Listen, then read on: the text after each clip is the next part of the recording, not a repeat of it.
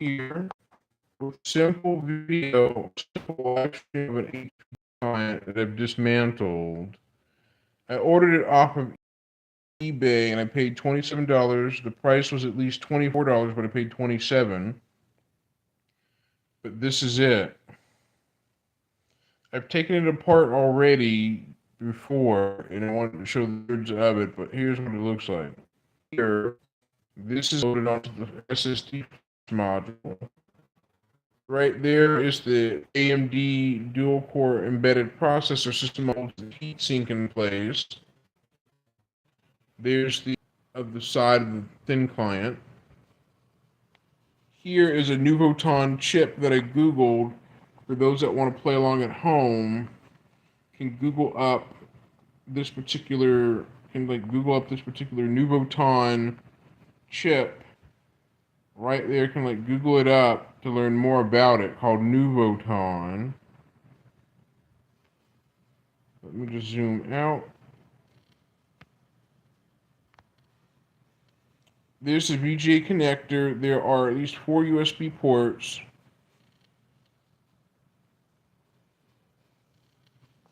Ethernet. You've got the power adapter right there. You've got 4 USB 2.0 ports. There's the CMOS battery.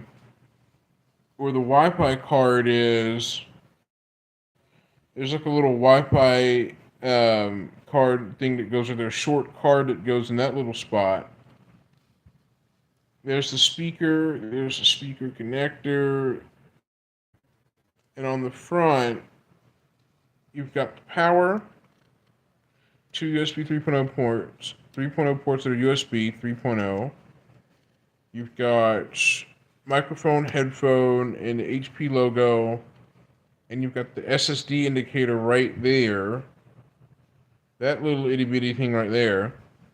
But the only thing that HP did not do correctly is a little speaker on the front. They did not put a little cutout right there. So instead, it's hidden behind the plastic with no cutout. But let me reassemble this back together again. To reassemble it, it has a series of screws that 4 Torx screws that go right in the corners of it, where the little pull-out card is right there. I'll show you that. So let me just put it back together again.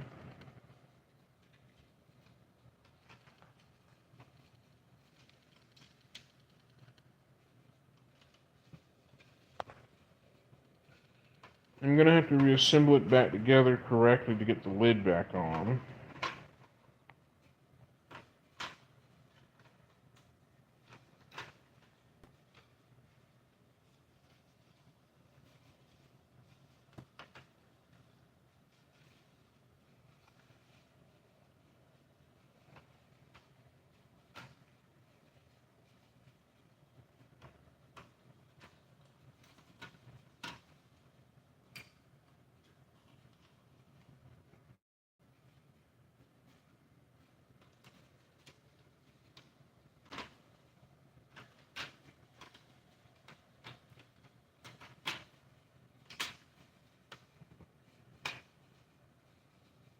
There, so now I got the lid back on. Now I need to rescrew the screws. 2 small screws that hold it on, 2 of them, and then 4 big Torx screws that hold the side on.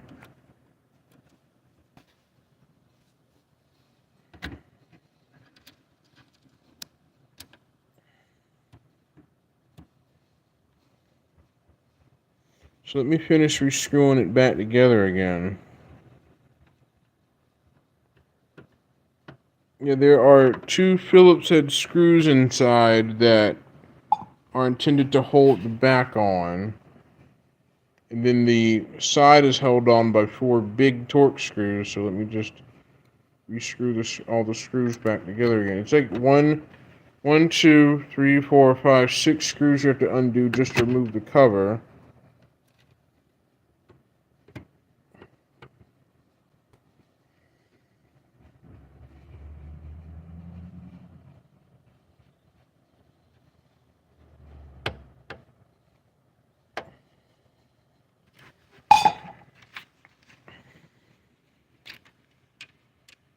Okay.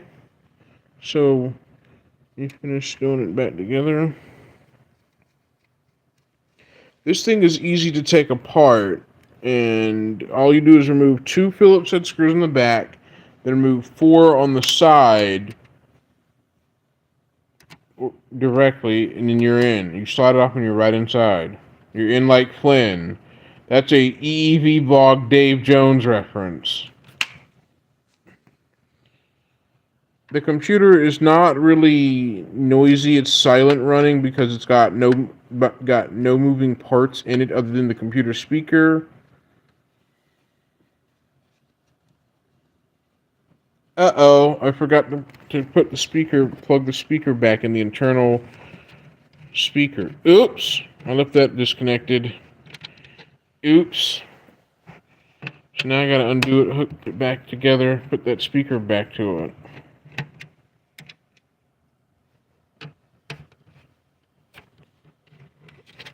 The operating system is HP Thin Pro OS already pre-flashed to it, not Windows 7 embedded standard. Of course not, it isn't. So now I gotta remove two screws again that are Phillips head, that are very small and are easy to strip the heads on.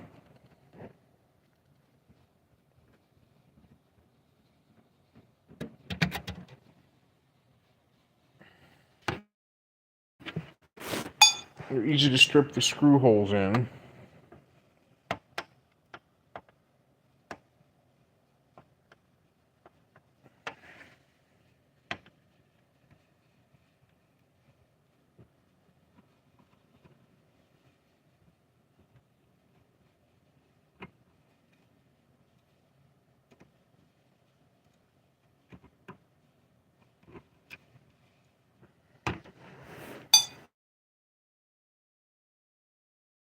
And pull off. There. I forgot to put that speaker back in its place in order to get the sound to continue to work. There is an onboard speaker that you can disconnect when removing the main PCB board of this thin client. But you got to be aware that there's some internal wires to the speaker you have to disconnect first, and be sure not to damage the two speaker wires for the internal speaker.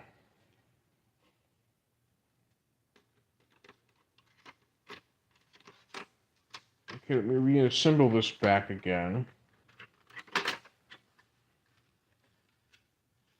There is Windows 8 embedded standard, but Windows 8 embedded is actually discontinued. And Windows 8's out of support, so it no longer is used much anymore.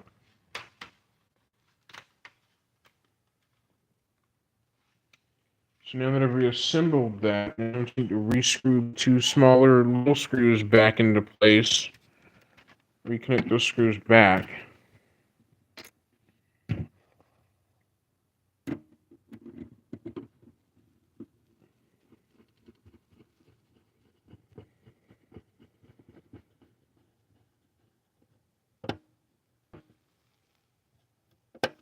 And then I need to re-add the four screws on the side that hold the main cover panel on once again, and then it's back to where it was when I got it in the box refurbished. It looks brand new, kind of, but it's refurbished to working condition. So refurbished computers are okay. Note that refurbishing them is easy directly, but there may be some cosmetic damage on the computer itself.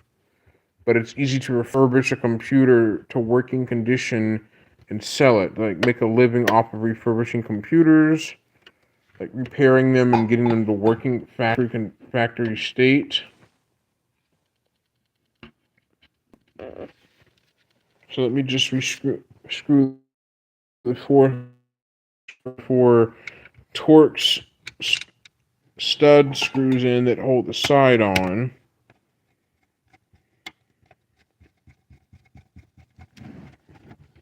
It screw into place easily to hold the panel cover on. The CPU is AMD dual core CPU that is not upgradable. It's like permanently soldered into the system board. It's non-removable.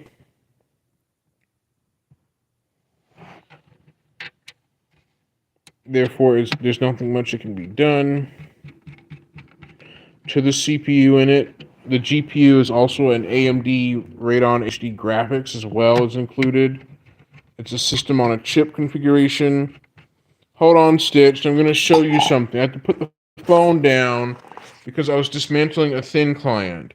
This is what I was taking apart. This thing here to show the innards of it.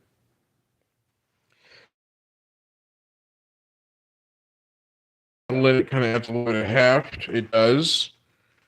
It's actually about the size of my hand. On eBay, the pictures make it look smaller, but it's actually big as my single hand.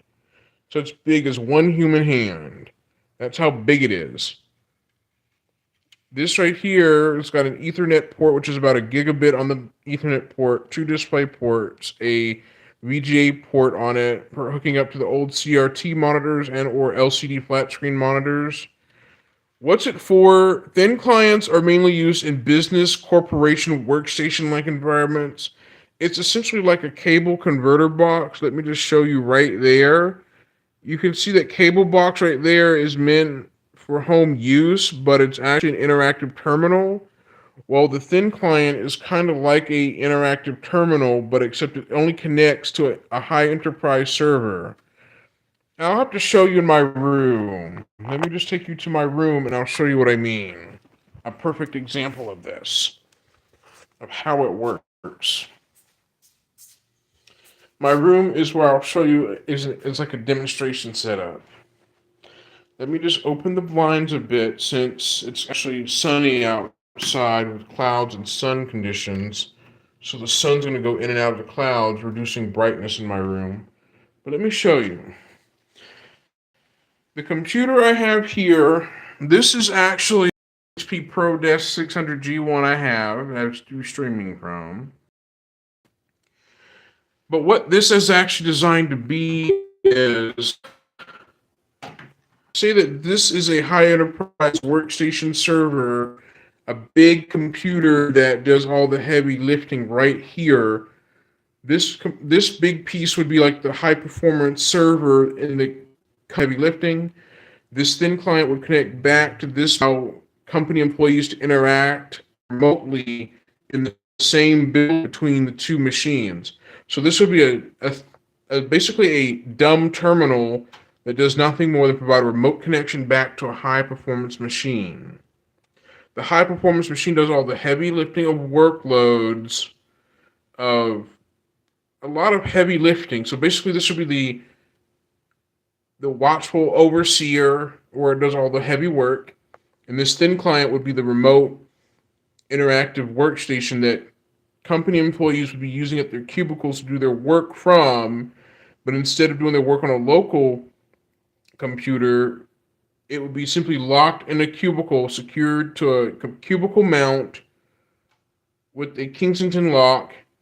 You'd have a mouse, keyboard, monitor, power supply. This would allow employees to do their work from here, but all their work is carried out back to the actual performance server that is high performance, a big machine that's a bit bigger than this that's used in a server room. Most dentist offices, doctor's offices, most of them use these thin clients as a terminal station for the employees to do their business transactions or appointment filings like that. So it's essentially communicating to a big machine on the other end, and this is actually just used as a display remote controller. There is such thing called a multi-seat computing where you have one central computer and you've got small little terminals that are smaller than this that act as a multi-seat environment, meaning one computer can have multiple users using it at the same time through what is called a multi-seat protocol. A multi-seat box is a smaller box, smaller than this thin client. It's about the width of a Raspberry Pi computing case, or about the width of a Raspberry Pi, but a little bit longer and bigger, but with fewer parts inside. These two computers I have are for like home personal use. These two are. But these thin clients are not commonly used in home environments. They're not commonly used. They never were meant to be used in a home environment. They're meant to be used in enterprise, like industrial environments. They're also meant to be used in like commercial enterprise use. In fact, I'll set this up now and I'll show you what the OS on it looks like. Let me just put the phone down because it's going to need a two-hand operation to do this. So I'll be right back after this.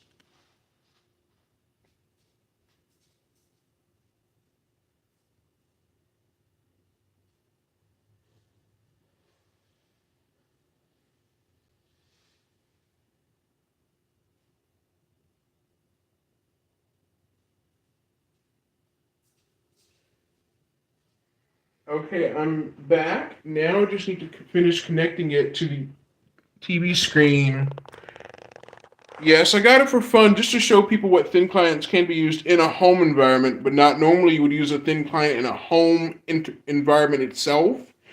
But I'm going to hook it to this display since it has a built-in VGA connector on the back, so I'm going to have to sit down the phone in order to do that. And I'm already going to use my laptop's wall charger cord because it's using a Mickey Mouse style cord connector. So what I'm going to do is swap that over into this one and carefully undo my laptop charger and put that on the table next to me. Let me just leave my laptop there.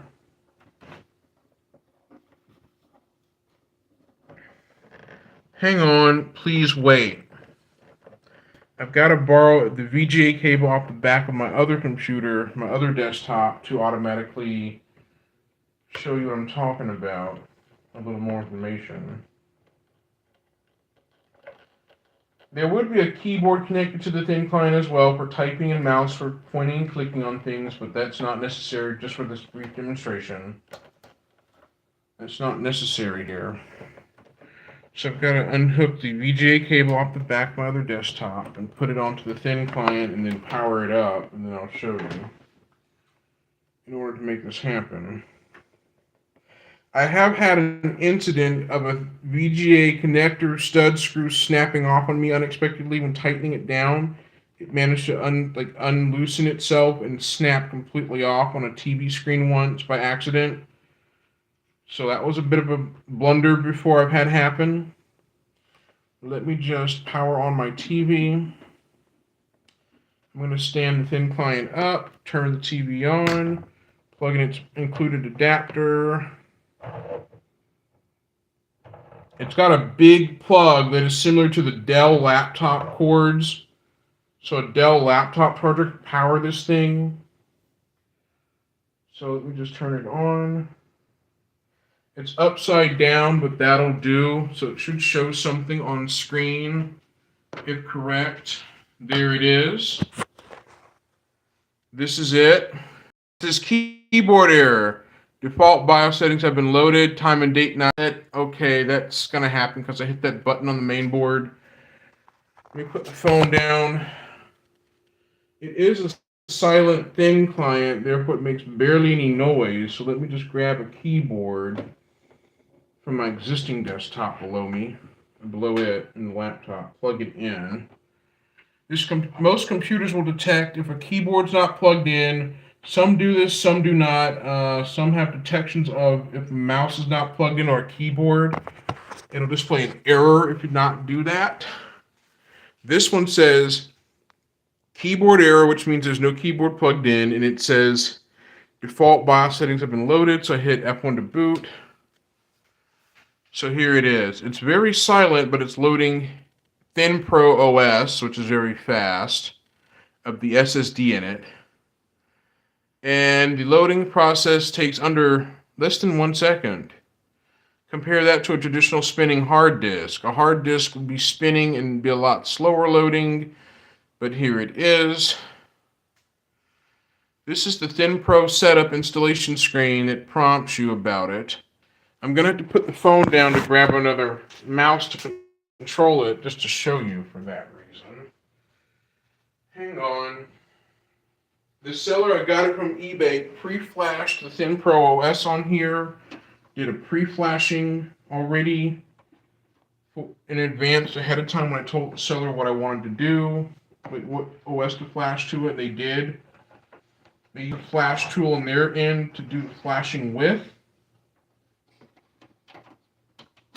So they basically pre-flashed ThinPro on here when I asked them to on eBay.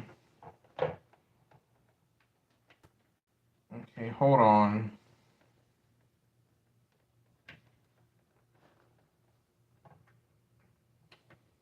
I've got a mouse connected to it already, but let me just show you more. I've got my HP laptop I got for my birthday. I've got the thin client behind me, my other HP desktop. But let me show you. This is what it looks like. You click continue setup. It's just like default keyboard layout. I hit next. Just select default network. It detects ETH0, but ETH0 is Ethernet. This is using Linux, an embedded form of it. I hit next to continue. It wants to know the time and date. I pick the time zone, which is Eastern, EDT, EST, America already set. So I've got to set it to 2023. Click through it. It's a little bright to see, but let me just fix the focus and brightness on it. But this is what the OS ThinPro looks like. Note that this is a commercial OS that is also available when refurbishing computers. But the seller, I got to do that when I brought it. The seller communicated nicely with me. 24-hour format, 1902. So let me think. So 12 noon is 12. 1 p.m. is 13. So let me see. It's weird, but let me just do unsure. That's weird. I'll have to do that in the BIOS menu. So I hit launch ThinPro. And here we go. This is the OS that can be flashed. It is Linux based. I can tell just because the way it showed ETH0, which is a clue that is Linux powered. But this is the menu. You can see things on here. When I click on it, it's waiting for networking. Networking is off. It's not going to work. RDP is remote desktop protocol. VMware Horizon View is used for connecting to virtual machines, web browser. So it's basically waiting for networking. So I need to plug in a network cable. It's not going to do anything if one is not connected. Let me just handle that now. Let me borrow a Ethernet cable from one of my other computers and plug it in. And then it should see that it's online. Okay, now it's detecting it's online. Okay. Now it's going to work. It's now initializing connection.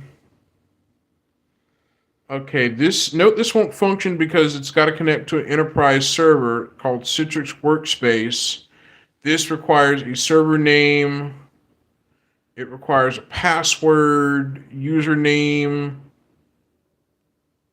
Okay, it's opening up. That green dot indicates it's online. So if you have an Ethernet cable plugged in, you'll see some green dot show on all three icons, or actually all four rather, but if you click down here, that's Mozilla Firefox is what it's using. So this is it. This is the official Mozilla browser preloaded. So it's loading. So basically this can be used as a web terminal with Mozilla, with Linux on it, but it actually can be used like a web desktop terminal. These HP Thin clients here are qualified for Amazon Workspaces. This is a newer revision that has a USB Type-C connector on it right there, like a USB-C connector. This is a newer revision. These thin clients are used mainly in work environments, hybrid work. These are actually designed for device management, remote device management, an endpoint known as an endpoint computer. These are secure by design and operation. These are very secure. These are designed to fit in any workspace. They're flexible, but these are the newer variations. This uses a AMD Ryzen processor, which is newer. It does have Windows 10 IoT Enterprise, HP Smart Zero Core or Thin Pro on here already, depending on how you configure it through the business. Purchasing these, it's got 32 gigabytes of DDR4 SD RAM. These can support up to 32 gigs of RAM each. Note that I can't scroll. Well, actually, I can scroll over, but I don't know what custom version of Linux this is using, but it does work. There's a weird problem where I can't scroll further. Now I can. It's a little weird for the thing, for the web page, but it does at least have 4 gigs. It has an Intel Celeron on here. AMD Ryzen. So these two are, this is a newer model, but the 430 thin client and the 551 has a Celeron on this one in the 430, the 540 and AMD Ryzen, Intel Celeron on the 550 variation of this. Okay, the scroll bar gets a little flaky where it double bounces like as if it's having a seizure on the web page for some weird reason. I can't get it to move forward without fiddling with it, without excessive clicking. But this right here has a control panel that shows system. So you would control the system and power management directly. So basically this is your control panel. And this only allows you to control hardware such as the sounds.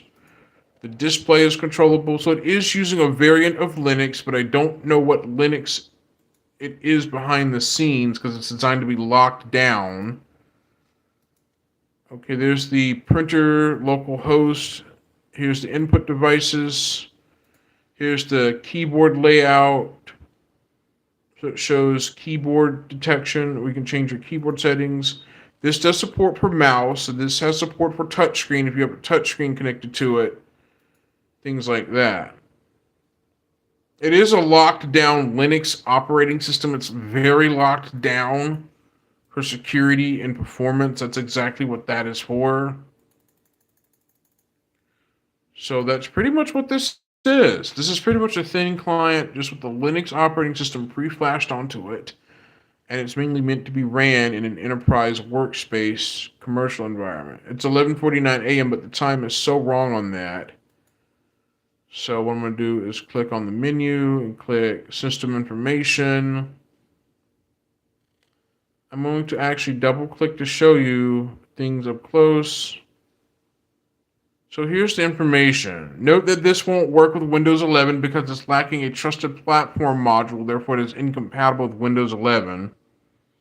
But the processor is a AMD GX 21 2JC system on a chip with Radeon R2E graphics. It is a dual-core CPU. The storage is 12 gigs free, used as 2 gigs, so the OS takes up nearly 2 gigs on here, but there's 12 gigs free. Installed is 4 gigs of RAM. That is a 16 gig flash SSD, though. Thin Pro is running from the internal storage. Things like that. But this is technically all the information for those who want to play along at home. And here's the network information screen. This is the network stuff. Here's the software information. Software installed. It's got Adobe Flash. Yuck. Why in the world's Adobe Flash there? Adobe has been dead. Like, there is Firefox Extended Support Release, which is an out-of-date version.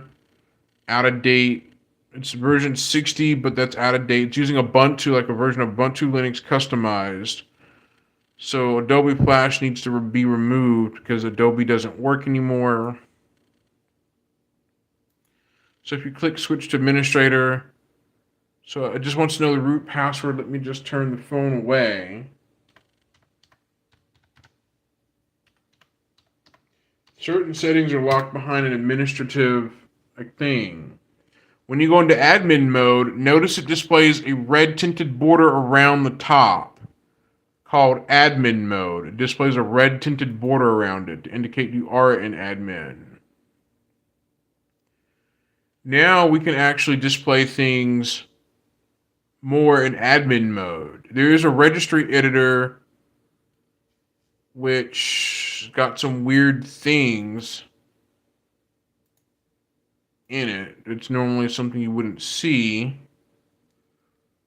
But this is what I'm going to show you the behind the scenes. So tools, compatibility check. There's no wireless networking because a wireless network module is not included. There is an automatic license that is supported for HP ThinPro client. It has a SATA 16 gig SSD. It's got 4 gigs of RAM that is already in there. It's using the AMD Radeon graphics, so it's a dual-core system on a chip. But this seems to be a modified version of Ubuntu that lets you basically tinker it. Here's the setup wizard as shown when you power on the thin client. But here we go. So I'm going to continue. Next.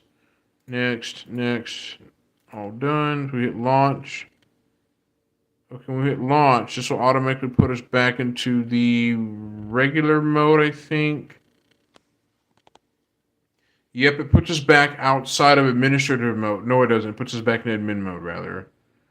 There is a snipping tool task manager. It is using a customized version of Ubuntu or something, but it's designed to be locked down for security to prevent tampering, anything like that.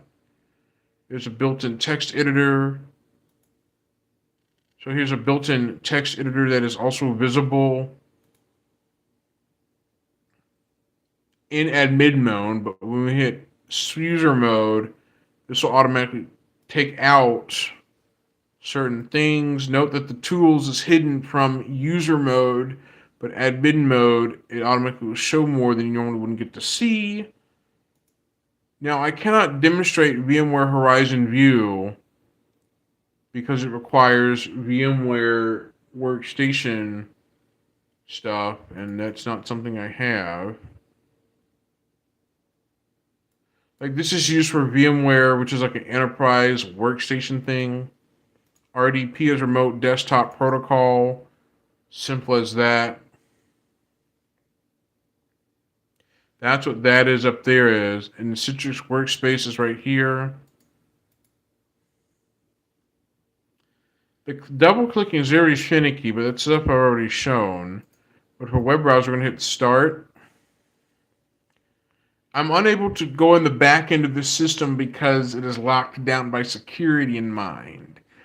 Hewlett-Packard, Dell, they make thin clients, but they also lock them down for security as these are meant to be used in enterprise. So we go to help and we go to about Firefox. This is Firefox ESR, Extended Support Release, aka Firefox Quantum, right here. So I accept. If we click on software,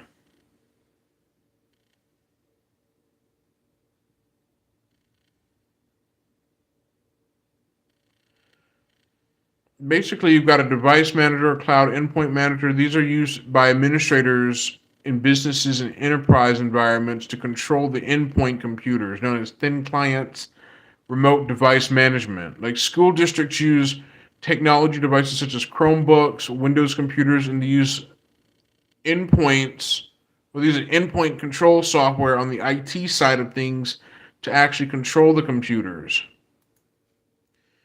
Now, these are PC converters. So these right here are mainly just meant for the enterprise technology IT department to use all these tools. Businesses usually use these. But for the OS, we're going to click on ThinPro OS right here. We're going to click on it and know more about it. This is a first look into HP's ThinPro's operating system that you normally wouldn't really get as a standard home user.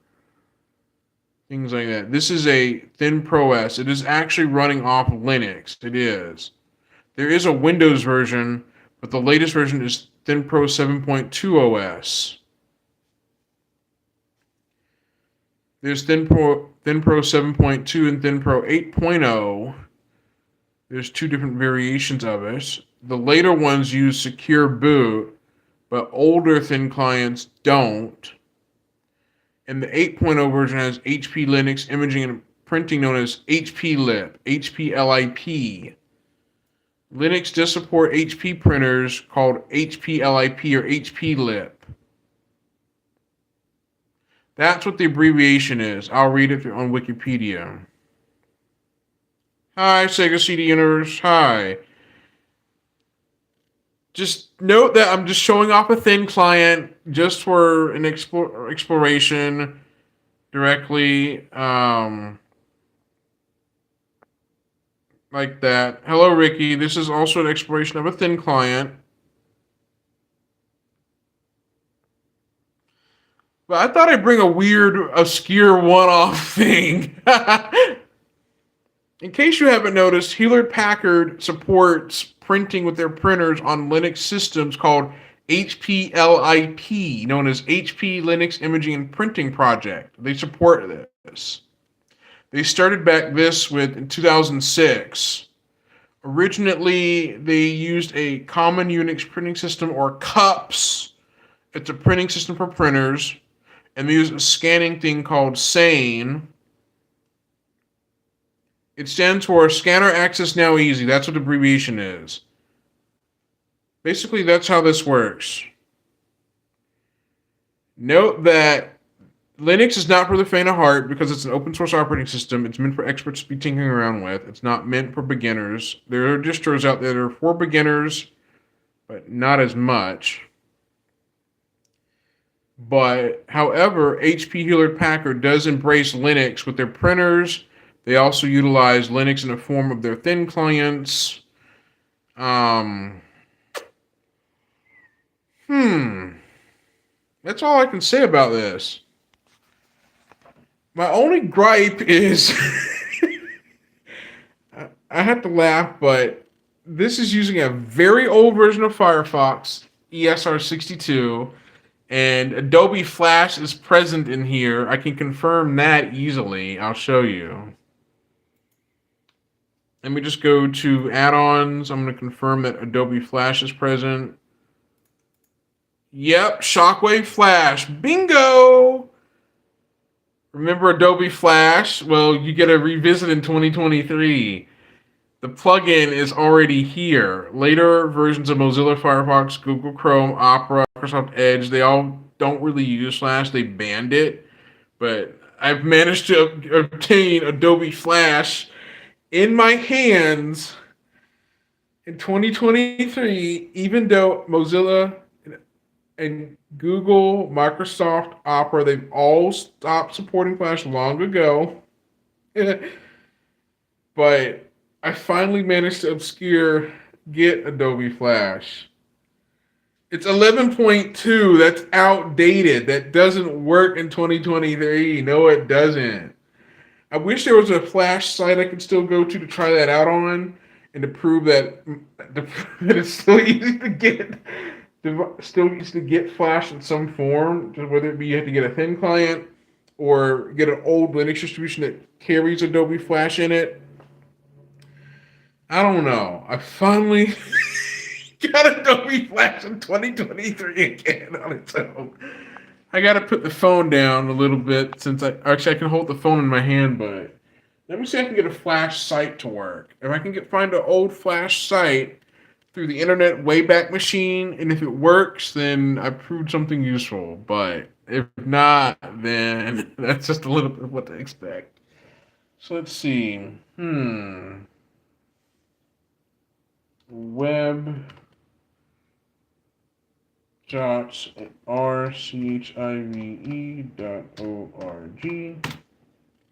web.archive.org. Okay, I'm at web.archive.org, and I'm going to attempt to navigate to an old site. So let me just see if I can attempt to navigate to the sims2.com website. So I can pull that up and try to attempt to browse to it and see if we can trigger Flash. If we can attempt to trigger it. There is the sims2.co.uk, but we'll use the sims2ea.com website for a test to see if we can trigger this. To see if we can get Flash to work. If we can. If not, then it means it's disabled internally.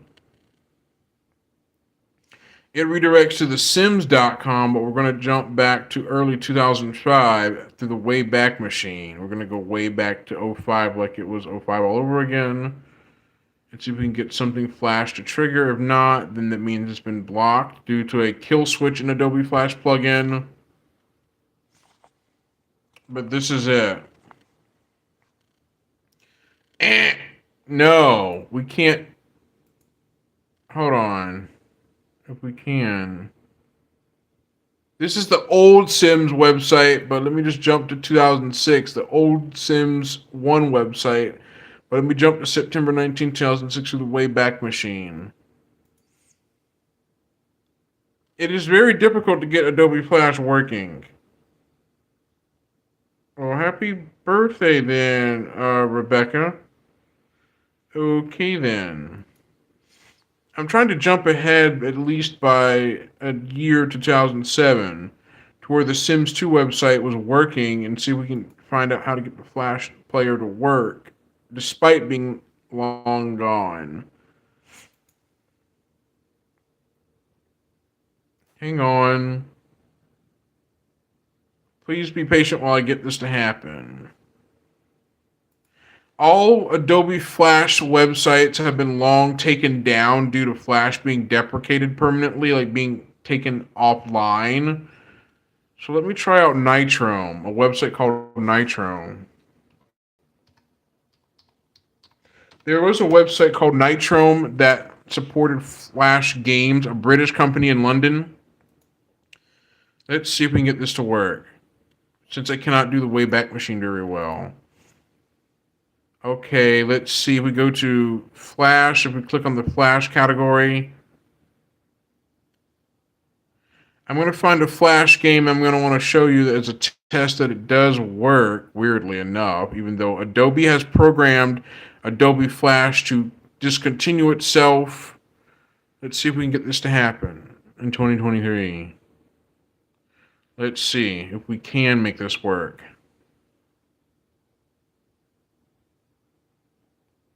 Nope. Turns out Nitrome has killed off Flash internally in its site.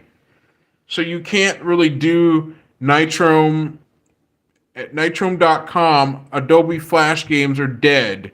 Nitrome, the company, is aware that Adobe Flash is gone, so we can't really double click try Flash anyway. Run, allow. It works. Oh, correction, it works. Hot Air Junior. Let's see. We're trying to get it to run. If we can. It's spinning the circle for it, but I don't know if it's going to actually let us. Yeah, it is letting us play in it. Oh. Whoa. It's working. There is no sound because there's no. Actually, yeah, there is sound, rather. Let me just turn up the speaker. The speaker in this thing is a little tinny, so you won't be able to hear much, but we're playing an Adobe Flash game in 2023 on an unsupported plugin that's been long killed off. Ta-da! So we're doing it again. So we're revisiting Flash like the good old days. Nitrome does put up an error message saying Flash is dead, but somehow I was able to click play game, like run Flash anyway, and it turns out that it does let me do this. This is very easy to pull off. I don't know what distro this is, Ricky, because this is a customized Linux, but I have a clue. I'll show you. I have an indication clue of what it is. Note before I show you what it is, if you try to play a Flash game on Nitrome, Nitrome will display an error saying Flash is dead. It'll say Flash was removed from browsers in January 2021, but It says here a growing selection of Nitrome's flash games are available in the browser via HTML5 technology. It says we eventually plan to convert all the Flash games. As of 2023, Nitrome has failed to convert all their Flash games to HTML5. They do recommend a plugin called Supernova. They do recommend that, but they haven't converted all their games, however. Let me just switch to the admin mode, and then I'll show you what it's using. Hold on. Let me just tilt the phone away. Let me put in my super secure password. And it's in admin mode because of that red border. This is that red tinge border that says you're in administrative mode enabled. Now, if we can get a guess, this is probably Ubuntu Linux, an older version of it. If I can get into the, let's see, system information. And if I can click software information, software installed. Now, if I can bring you up close to it. Notice that the Mozilla Firefox ESR shows Ubuntu 16.04 as a clue indication.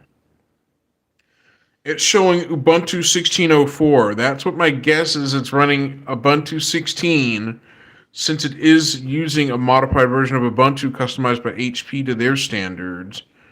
And these are all the available programs that they put in for the enterprise commercial environment. So here you go. That's basically what this is. So this is a modified version of Ubuntu with specific programs that they put in here that HP did just to tinker it to their way. Things like that. So that's basically what that is. So a modified version of Ubuntu Linux. If I hit Control-Alt-F1, nope. The Control-Alt function keys do not work on a thing like this. They do not work. They've been disabled. So you really cannot Control-Alt-F1 anything. You cannot Control-Alt-Delete anything. You cannot Control-Alt-Backspace anything because it's been modified to disable certain keystrokes, such as control functions F1 through F12. Control-Alt-Delete doesn't work. Control-Backspace doesn't work. So basically, it's been modified to disable certain keys for security reasons.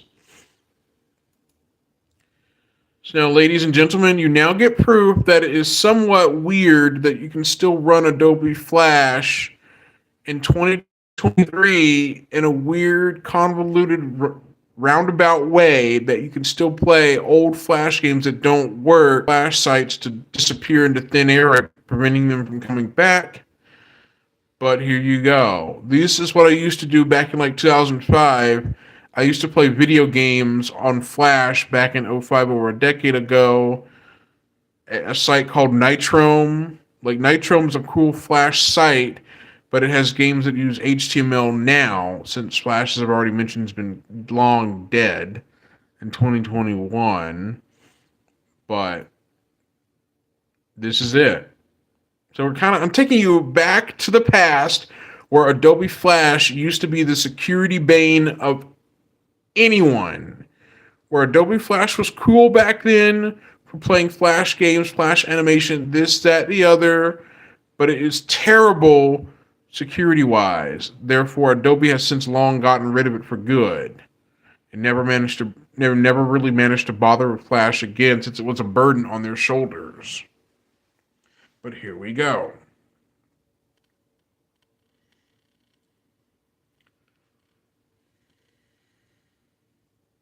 This is just a technology revisited. A Tuesday afternoon throwback to Adobe Flash. When Flash was king back then for letting you play Flash games at a computer at school or at home. In middle school, I used to play a little bit of Adobe Flash games to kill time in school a little bit in a computer lab to cure boredom, I guess. Like most kids back in the late 2005, 2006 used to play Flash games online just to kill boredom. But most school districts nowadays block non-educational Flash game or block non-educational games. But most school districts back in like 2006 and 2007 used to be a little bit less strict on websites that are non-educational. But I think now they've gotten more strict where playing any kind of non-educational game proxy servers to access blocked websites by the school district. And when they did that, the teachers would find out, the IT admin would find out, and the students that did that would get in serious trouble with the school district for bypassing certain blocked websites because it violated the computer policy of the school districts. But the one I used to go to had a very strict school district policy of computer usage where accessing any blocked site would violate the policy. And if you do, you get into serious trouble. That's just how it is. YouTube or something like that. They would use a proxy server to bypass the school's network filter just to go to those sites when they're told not to. They would just deliberately bypass it anyway. I never did that at all much, never did, because I knew I'd get in trouble for it easily. Other students would get in trouble too if they got caught by the teacher, or if the school IT administrator came in and saw that.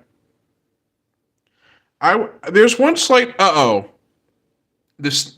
the flash storage on this is 16 gigabytes, and Debian 12 Bookworm won't probably do so well on a 16 gigabyte flash. It's an M.2 SSD SATA because it's a low capacity drive. Therefore, it needs at least a 32 gig or a 64 gig or 128 gig M.SATA 2 or M.2 SATA SSD in order to install Debian comfortably enough. I'm going to try it anyway, despite a 16 gig flash being present. There's a chance that it might not install because it downloads a lot of stuff and it can flood the SSD to its maximum capacity, causing trouble. But I'm going to stick with HP ThinPro OS for now, temporarily, and then try something else. I would try Windows 7 Embedded Standard with this thing. Just a bit of a fun retrospect back to the Windows 7 era days. And or things like that. Ow.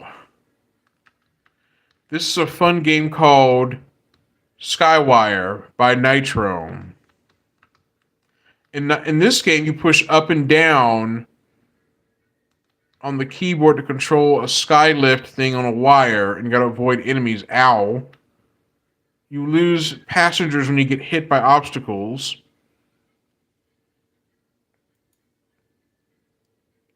Note that this computer is a VGA-only computer. I don't have any capture cards or anything to capture VGA video or anything like that. Therefore, I have to use my phone to film from. If I had a capture box that supported all video signals, then I could use it to capture directly. But I don't, so I'm going to have to make do with the phone. Film like as if it was 2007, where people used to film things from their TV screens with their phone. But here you go. Just enjoy me playing a single-handed flash game that does not need two hands. Whoa. Ow. I failed. Game over. This is the only site I know called Nitrome that will work on HTML5 games and Flash, but Flash has been long killed off. So Nitrome is the only site I know I can go to test this out. Like, that's pretty much the collection of Nitrome games. The Nitrome collection. I do like Nitrome. Nitrome does make mobile games for Android. They do, but they also make the online computer games. They used to make the Flash ones before Flash was discontinued, but then they later went to HTML5 and mobile. HTML5 games will run on any device almost, including mobile and tablets and things like that, or even a smart TV with a built-in web browser like that. But Flash won't work due to its deprecation of it. It is next to impossible to remove Adobe Flash from HP's ThinPro OS operating system because it's been locked down for security. If need be, I might back up this operating system in an image file and upload it to the Internet Archive or something like that. I might back it up and dump it directly. Like do an image backup by booting a Linux hard drive utility and try to image this as I can and get it and preserve it For others to might check out to a thin client that is similar to this is HP 520. Note that the HP 520 has an automatic embedded license into it that allows it to accept HP Thin Pro OS or HP using the Windows 7 embedded standard on here. Therefore, it only works on the HP Thin client machines that are T520 or similar.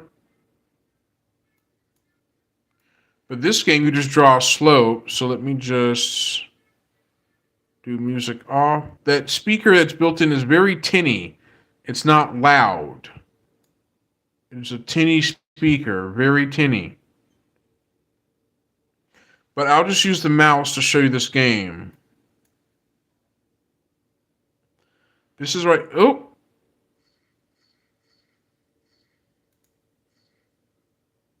Let me retry. This right here is called Scribble. It's an ink game. A game where you control characters by drawing lines and stuff on screen to get the characters to the next area.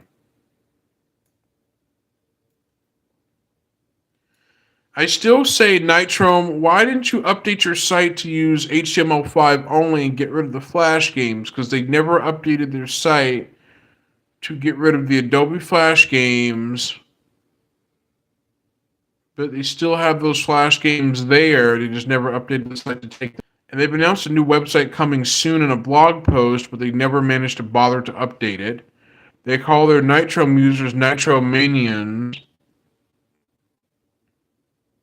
or Nitrome Manians or something like that, but they never bothered it. They never bothered to redesign their sites. I'll show you an HTML5 game running on any browser, any operating system, regardless of Flash or not. These are all the current selections that they've got for HTML5s.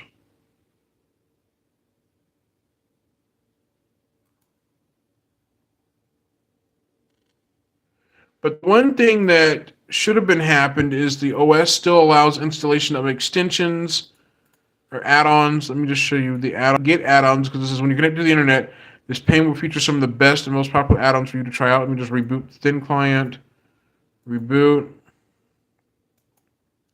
Let me just restart, close tabs. I'm going to reboot it. It's probably using LXDE or XFCE, a low-end, lightweight desktop environment. I don't know what custom desktop environment it's using, but the boot time on this thing is quick. Just restart and look how long it takes to start. Like, it's just quick. Like, as soon as it reboot, it just flies right on through it. And it is actually going back to the desktop like we were earlier. Okay, screen's all blurry. Jeez. I don't like it when it does that.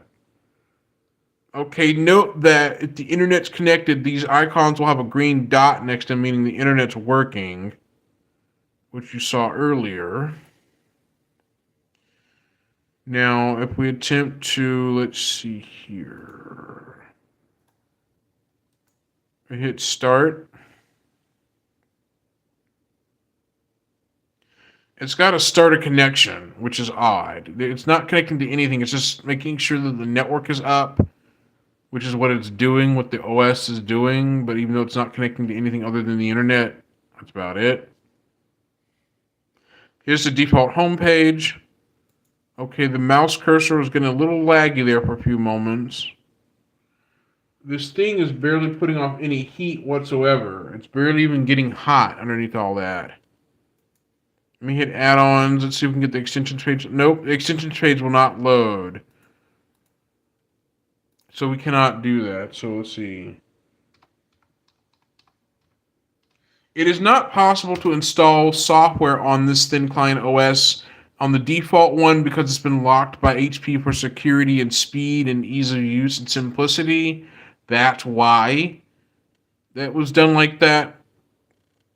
So let's see if we can find add-ons, view all products. Although it does have the option to install extensions, but the system wasn't configured to block the installation of extensions. It technically wasn't. Let's see.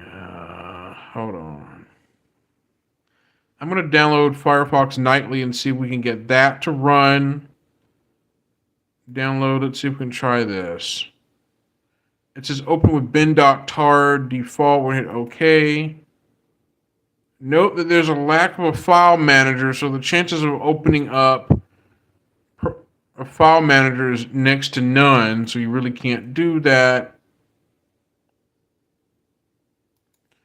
It is downloaded somewhere on the file system, but we just can't see where it is saved to.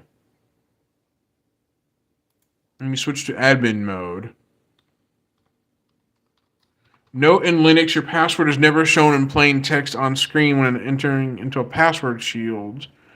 Now that we're in admin mode, we're going to attempt to try to navigate. No, we can't really open a file manager. There is secure shell. There's telnet, custom. Let me just execute. That does nothing.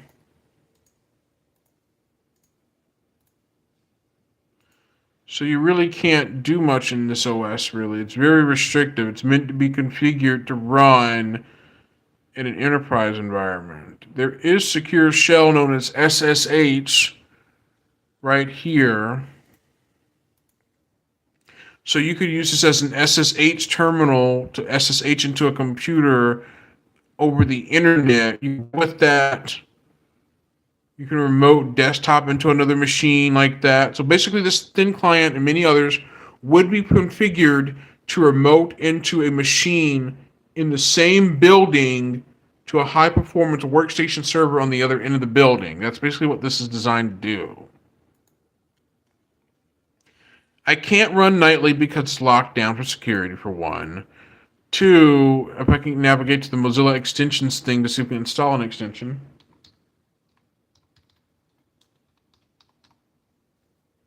The Mozilla extension store. Let's see if we can navigate to the Mozilla add-ons.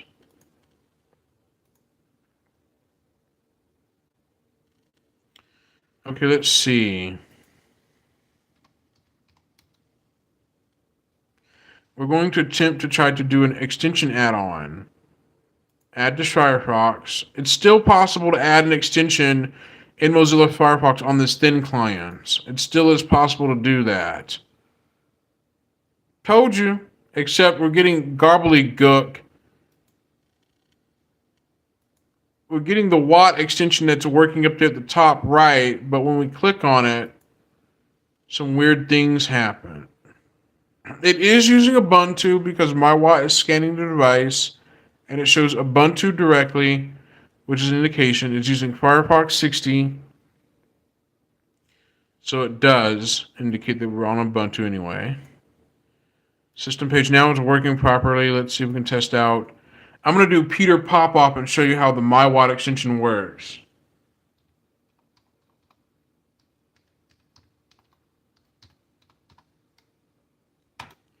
When I attempt to go to peterpopoff.org as a demo test of MyWatt, notice it turns orange, yellow at the top right up here.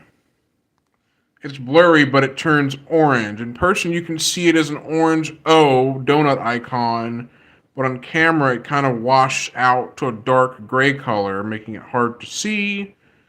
But notice it says, warning, the site has some trust issues, tread carefully. MyWatt can actually help you stay safe and secure on the internet just by warning about sites you shouldn't go to. Let's try out Windows Report. Let's see.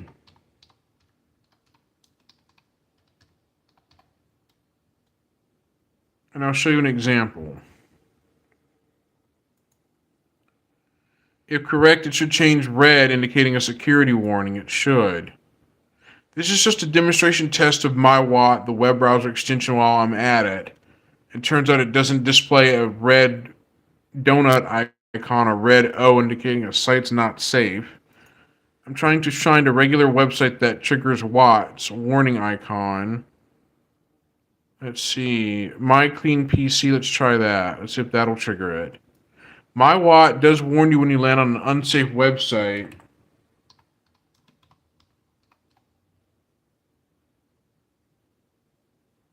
So I'm going to show you something. So if I attempt just to go My Clean PC as a demonstration test. Okay, it turns orange, but it's not showing the security warning. It just shows warning at the top, the pop bar up there.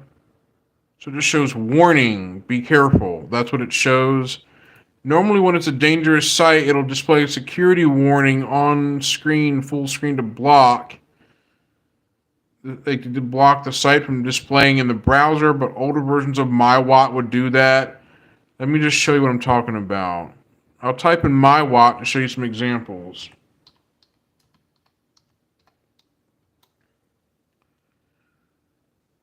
Okay, here's MyWatt. MyWatt's a browser extension that helps you stay safe on the internet, but it has had some controversy tailored behind it. This is it. Up above, it shows the browsing extension.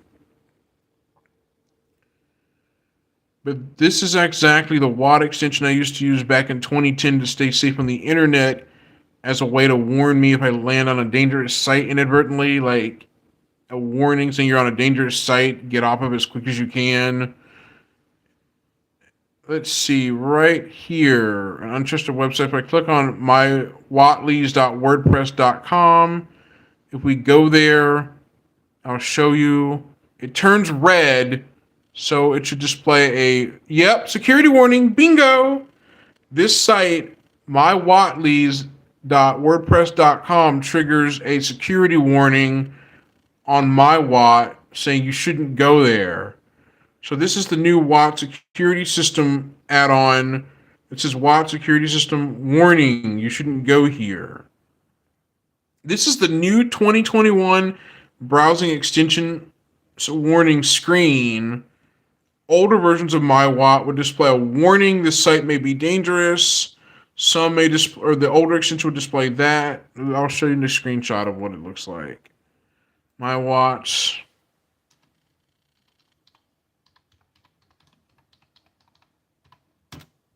I thought I'd show you some things you may have never noticed. This is an example of MyWatt, the older extension version. Hold on. It's a little sluggish on Mozilla on this thin client a little bit. Not because of the RAM, it's just some weird things. But if you look closely, there's the warning extension that shows warning. It shows the name of the site. Then it shows the additional indicators below that trigger the warning. So this is an older browser version of MyWatt that would display the red O with the word warning below it. And in later versions, in the 2010 edition, it would display the word warning on top of the red O.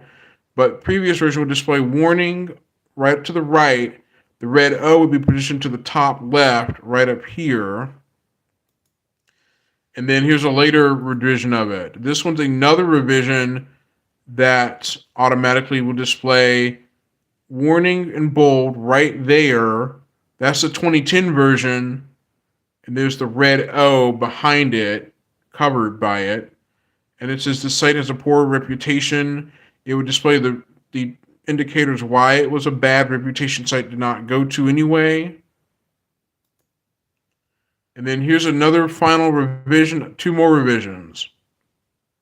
This is another revision that just shows a single banner that drops in the middle of the screen right here with a warning, and it shows 2 other indicators of the trustworthiness, child safety, and then the reasons why the site was flagged as bad. Then there is a final revision that was shown, a similar revision, but this time instead you're going to see up close the 4 indicators that are red indicating a bad site. This is an example photo, but you have the 4 donuts that are either green for all, either you have a green, red, yellow, green, but it's usually red for a bad website, but green for a safe website. If the website is safe, the extension will let you go to the site anyway. But if the site is dangerous or harmful or is not appropriate for children, it'll just display a warning telling you not to go to the site. If you have the extension set to block websites that are dangerous, it'll say what blocked. It'll do that. So these are some older examples. Facebook actually did integrate MyWatt into their platform that also had MyWatt integrated into a safety warning in Facebook back in like early 2010. Here's another example of the mindcleanpc.com website. Right there, if you look closely, it'll show warning. I've got a YouTube video I made from back when this extension, I used to use this version of MyWatt to show that MyCleanPC was a scam website that talked about your computer is slow and is acting up when it's fake. But that's pretty much it. So this automatically will complete the tour of the HP T520 thin client. Obviously, all thing I can say is I can load a live CD of Linux on the thin client as is through an optical drive or a live USB device. I can, but the OS on it will be imaged. It'll actually be sort of imaged, but it's going to have stuff like just basic this on it. It'll be the default image. I will dump of this at some point after I figure out how to reset it back to factory defaults, like reflash HP Thin Pro back to it as a new stock image, not a used image. But other than that, that's about it. If any questions or comments, you can add them in chat now and I'll answer them. Let me turn the camera back onto me and put the phone down. In fact, this is not my first time, not my first rodeo dealing with the thin client. I've dealt with a Dell FX170 thin client back in 2019. I've dealt with that one of them. The only problem is the Dell FX170 thin clients was a single core 32-bit Intel Atom processor that was very low end. It did Windows 7 embedded, it came preloaded on default, but I tried out Windows 10 32-bit on it and it ran like molasses on the thing. I tried out that, and what made it laughable was Windows 10, the 32-bit version of it. Well, Windows 10 flooded the entire 16 gig storage flash in it full of updates. It just ran out of room of updates. Which I just thought I'd do it for fun as a one-off fun adventure, but turns out it was worth the effort, but more trouble than it was already worth. And I got it on eBay from a seller by the name of Lake Michigan Computers in 2019 or 2018, right around there. And I brought it directly and things like that. But actually, the computer I've got, my actual HP laptop, my 17-inch machine, is a lot more different.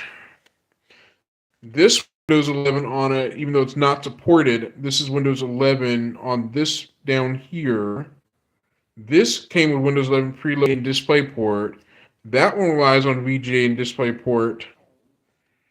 My next technology adventure will still you normally cannot find anymore. They're long gone.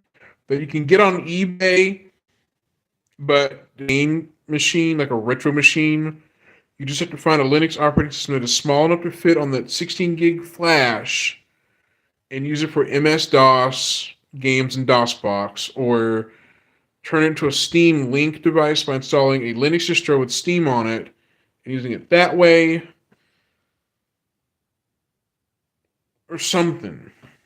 Like the infinite possibilities are endless, infinite possibilities with that thin client that's dual core. The problem is Linux support for a 32-bit dual core. Oh no, not third. Sorry, I'm getting tongue-tied here. Jeez, let me try again. Hold on. Sorry. Linux support for a 32-bit thin client is fine, but note that 32-bit thin clients will not be able to handle Ubuntu 64-bit, Arch Linux, PC Linux OS. They'll only be able to run Debian and Puppy Linux for 32-bit thin clients that have a gig of RAM or less. But this one has 4 gigs of RAM, so it meets the minimum requirements of running 64-bit Linux OS. It does meet the minimum requirements of it. Therefore, it'll be a good idea to try it out. But the only downside is that stupid little small speaker hidden at the top, or hidden at the upper part, or hidden at the part where the HP logo is. The answer is it could handle Endeavor OS, but the problem is the SSD on it is 16 gigabytes, 16 gigs. That's about the size of a USB flash drive that is 16 gigs. Literally. Like, that right there would have to run Puppy Linux on it because of that 16 gig flash on board SSD. That's too small to house a Linux distro that would eat up 16 gigs in no time flat, causing trouble. That's the problem right there. Now, I want to show you something pretty cool that I got on Amazon long ago. I can never make use of very well. Let me show you when I find it. Let me put the phone down. Hold on. I have an Asus because I haven't had any official use for it. I can find it. Look at thin one that I have to find here. It's this little puny guy right here. This is a 2230. This little small thing right here. This is 256 gigs, and it is a SSTC 256 gig SSD module. It's one of those PCI, or it's a NVMe or M.2. I can't really tell because I haven't been able to use it yet. But this is an OEM Dell part. It's OEM.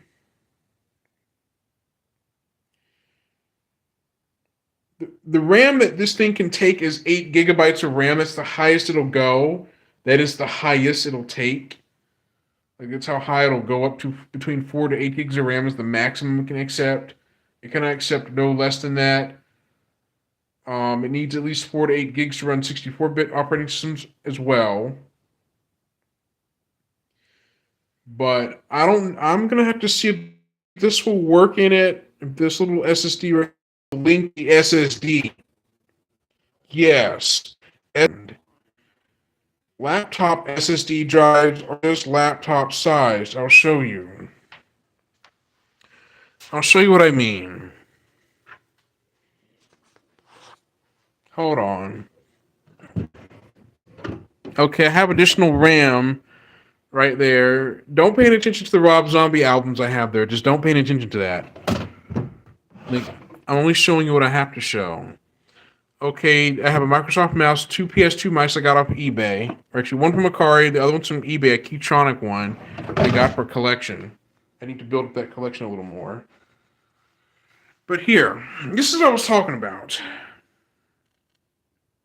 This is a Seagate Xbox 360 hard drive that is 128 gigs that I took out, or 160 gigs rather, I took out of a Xbox 360 hard drive, and I repurposed it.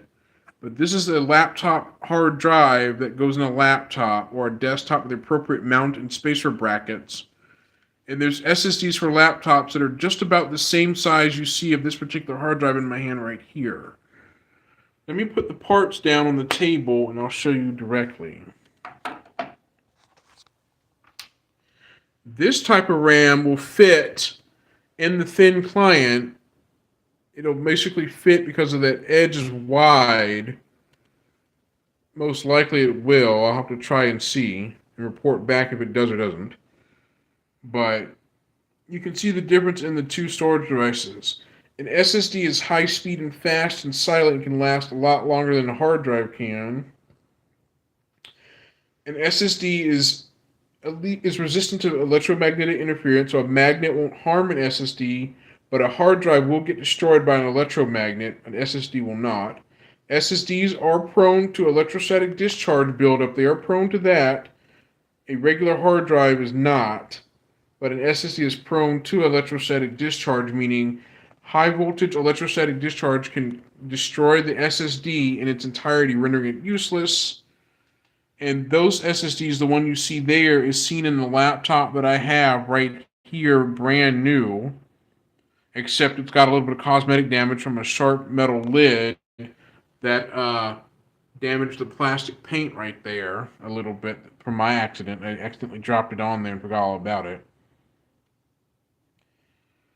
But like I said, this is a laptop drive that SSDs come in a laptop form and a NVMe chip card form like that, but they never come any bigger than a laptop drive or that. They don't get any bigger than that. There is one rare obscure hard drive called an SSHD. Its abbreviation is a solid state hard drive. Yes, that's what it exists. I'll explain a TLDR. TLDR is a solid state hard drive is a combination of an SSD and a hard drive, 2-in-1. It's a combo of the two. I'll explain briefly. The way this works is you've got the spinning hard drive mechanical top part up here, but underneath that part is an SSD area that acts as a cache underneath that part. So I'll have to show you what it looks like by turning it upside down.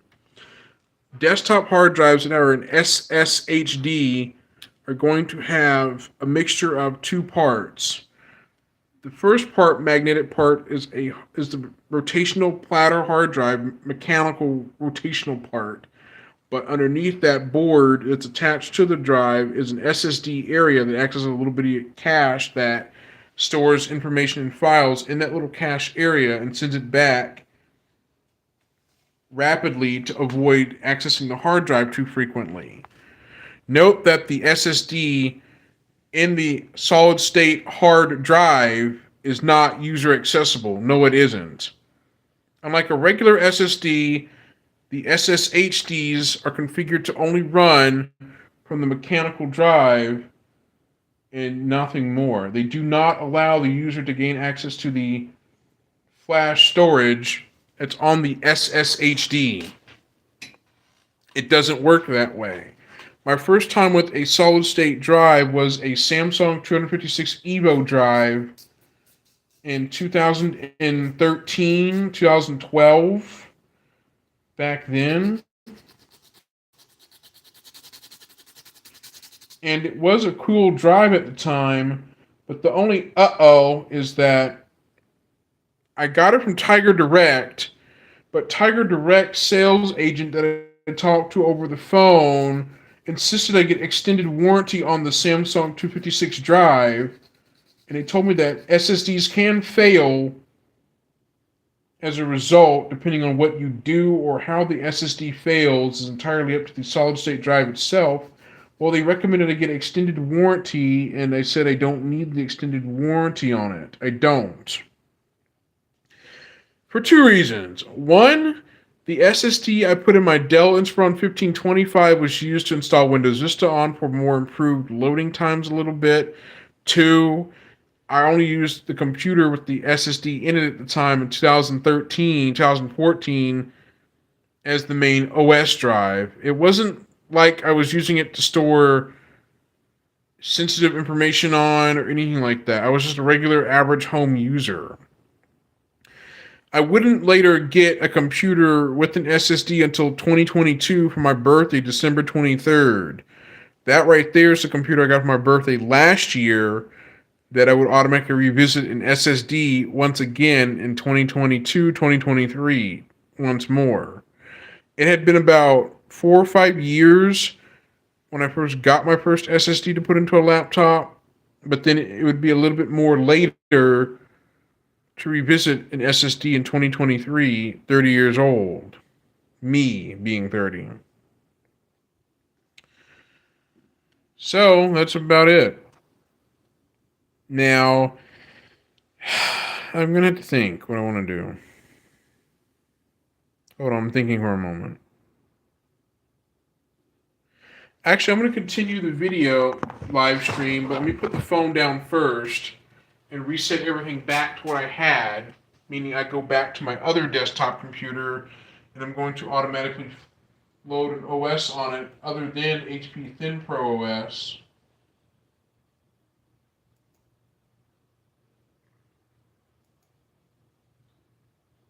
But I'm going to have to do some requirements of dumping the HP ThinPro operating system off of the Thin client back onto a device and then upload it to the Internet Archive or upload it somewhere for people to check out. Note that the Thin client does use a big power plug that is like a Dell Inspiron computer charger. I'll show you what it looks like, but let me just unhook the thing. I'm going to lay the phone down so I can reset everything back. Let me just put the phone right there. I'm going to hook everything back to my other computer and switch gears for a moment. So this won't take long to switch back, to switch gears.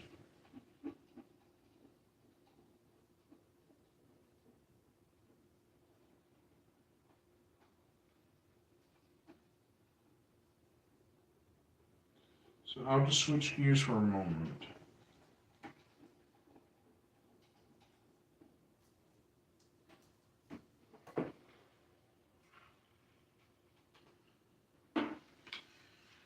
So what I'm going to do is set this thing over here to the side, this Thin client right there as is for now. And I'm going to jump back and show you some differences. Now here comes the difference part. I'm going to show you some differences of the BIOS of the HP computers I have, at least two of them, two older ones. The HP ProDesk I have has a serial port on the back of it, which is unused for anything nowadays. Since I don't have any PDAs that require a serial connection to sync stuff with, I don't have that, and it's highly unlikely I'll ever get a PDA that needs a serial cable, that needs serial cable connection. And a smartphone that does a better job. Yeah, my stream's going to randomly be reconnecting because I'm using a cellular data connection. That'll happen. Let me just jump to Wi-Fi on here.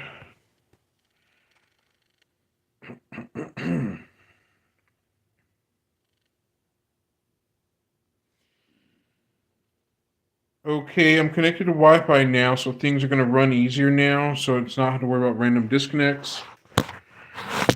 Let me put the phone down, cut the TV back on, and reboot my other computer back again.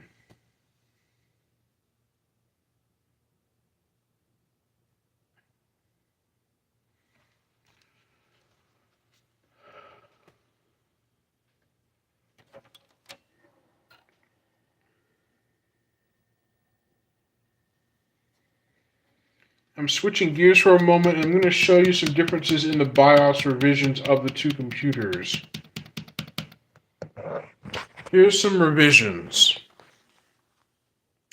In the HP 600G1 small form factor, this is the default BIOS. I've updated to version 2.78, its revision, but notice that this one uses a trusted platform module. It's got some additional things. So when I go to computer setup F10, note that there's some things you wouldn't see on all Hewlett-Packard computers or other similar computers from the manufacturer. What you won't see on the Thin client is a thermal option because the Thin client's fanless. You won't see a hardware power management on the Thin client because the Thin client's got no SATA connector on it. It's got a solid state SATA M.2 connector, but that's it on the system board. But you won't actually see this on the Thin client. There is device security on the thin client to some extent, but that's as far as it'll go on the security screen on this unit compared to the thin client behind me. You won't see a storage menu option on the thin client because it's only using a SATA drive. That's about it. Only one storage device. And system information, I'll show you the system info. This is actually rare. On some computers, you can actually set a set tracking number to whatever you want, which I've done. So I put my name in it because the set tracking number is useless in a home environment. Since this is like an industrial or like a business computer almost. But this BIOS revision was updated 2.78 in the middle of 2020 is the revision. But this is a HP ProDesk 600G1 small form factor. It's got an Intel Core i5 in it. Things like that. This supports at least multiple RAM slots in this machine. The thin client behind me can only take up to one RAM slot only, with one particular RAM memory module in it. Let me just save changes and exit.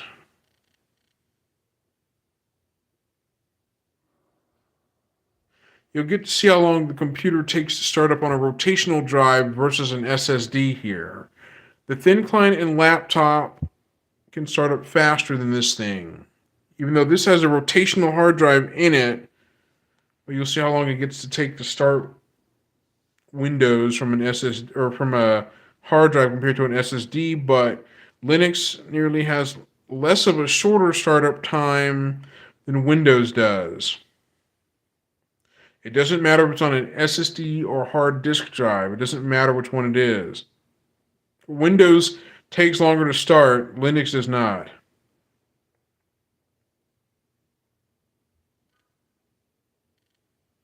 Let me put the phone down. I'm going to show the login screen.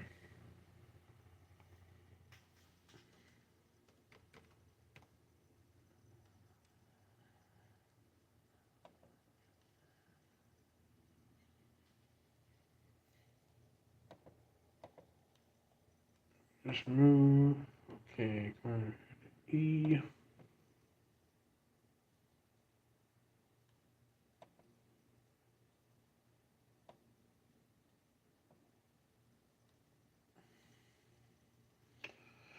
Okay, let me log in.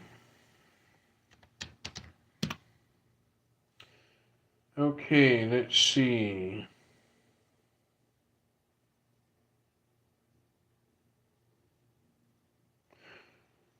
That's actually about it for this live stream, but I'm going to actually end it here, and I'll do follow-up YouTube shorts or follow-up videos later to confirm what is and isn't working. But other than that, this is William Armstrong signing out, and I will see you next time. Bye-bye.